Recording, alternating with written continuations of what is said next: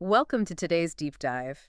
If you love those aha moments where you finally get to connect the dots across history, you are definitely in the right place today. Oh, absolutely. We are digging into a really curated stack of notes and textual analysis centered on Miguel de Cervantes' massive two-part Don Quixote. Yes, Don Quixote.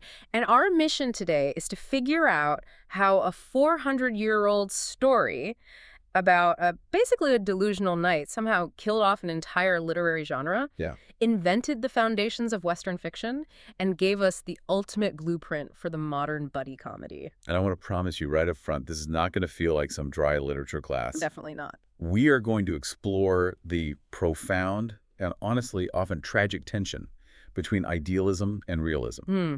Because that tension makes this story resonate just as strongly today as it did back then. Right. So let's just jump into the premise, because the inciting incident is, well, it's hilarious, but also incredibly relatable. It really is. We have this guy, Alonso Quijano. He's an aging nobleman, and he reads so many tales of knights and dragons that, according to the text, his brain literally dries up. Literally dries up. I love that phrasing. Yeah, his brain dries up. He renames himself Don Quixote de la Mancha, mounts this incredibly skinny horse named Rocinante, and just sets out to right the world's wrongs. And that seemingly absurd setup allowed Cervantes to just mercilessly parody the popular chivalric romance genre of his time. Which was everywhere back then. Oh, it completely dominated the culture. Yeah. But Cervantes used this delusional old man to basically kill off the genre entirely. He mocked it out of existence. Exactly. But here's the thing. Don Quixote isn't just a parody. The analysis highlights that it actually invented the foundations of Western fiction. Which is wild to think about. I mean, the sources point out this mind-bending detail about how modern it is. It's metafiction before metafiction was even a thing. Yes, the meta-awareness is incredible. Like in part 2 of the epic, which came out 10 years after part 1, the characters actually know they're famous because people in their fictional world have already read part 1 of the book. It's incredibly modern. That level of self-awareness where characters know they are in a story, it absolutely paved the way for the postmodern storytelling we see today. Yeah. But, you really can't talk about Quixote's journey without talking about the other half of the equation, Enter Sancho Panza. the ultimate squire. Yeah, the pragmatic peasant. The notes really emphasize this contrasting dynamic. You have Quixote, who is completely delusional, entirely idealistic. Living in the clouds. Right, living in the clouds. And then you have Sancho, who is just utterly grounded and constantly spouting these folksy proverbs. He's is the anchor. He really is. And if you think about your own pop culture knowledge, this dynamic is the literal blueprint for almost every odd couple or buddy comedy duo in history. Oh, without a doubt. You pair the hopeless dreamer with the grumpy pragmatist, force them to travel together, and just let the friction happen. And it creates pure comedic gold. Cervantes invented that trope in the 17th century. It's amazing. But that friction between them is actually doing a lot of heavy lifting. It's a running philosophical debate. Which brings us to the windmills. Ah, the windmills. You know the image. Everyone knows the image. Quixote charging at the windmills because he believes they are multi-armed giants. On the surface, it is just pure slapstick comedy. Yeah, a guy in rusty armor getting knocked on his back by a wooden sail. But the analysis pivots here to something much deeper.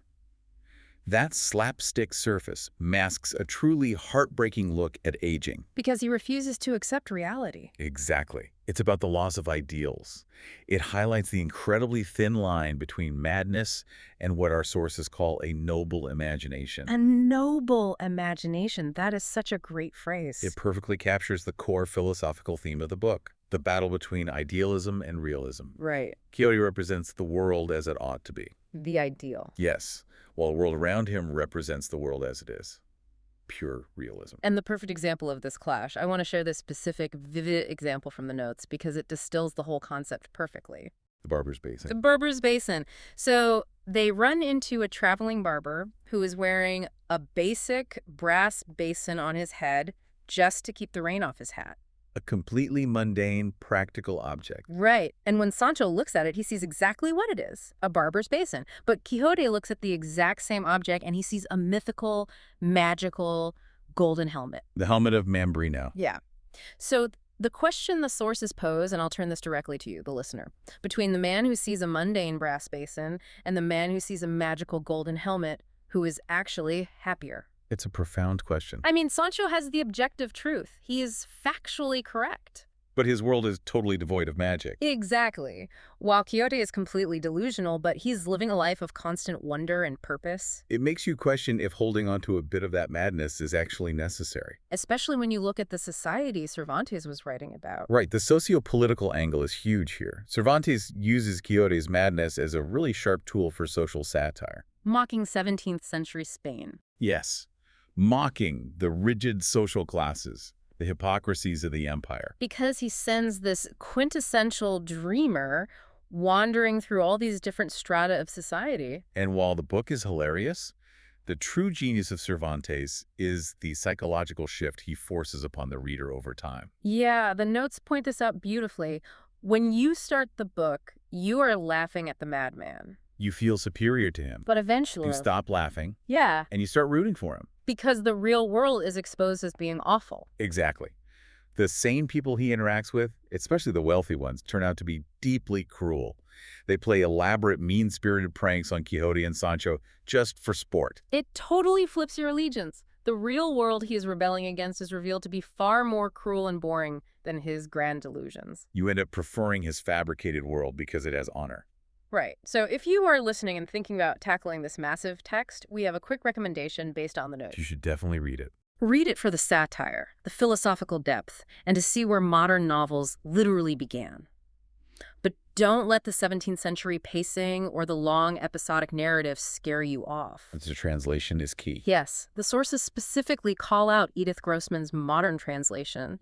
It makes the text feel incredibly fresh. It captures that rapid-fire banter perfectly. It strips away the barrier of time. So just to quickly recap our journey today, we saw how a dried-up brain and a skinny horse named Rocinante led to the first modern novel. The original buddy comedy. And a timeless tragicomedy about aging and imagination. And I want to leave you with a final provocative thought to mull over. Building on the Barber's Basin. Exactly. Think about our modern, data-driven world.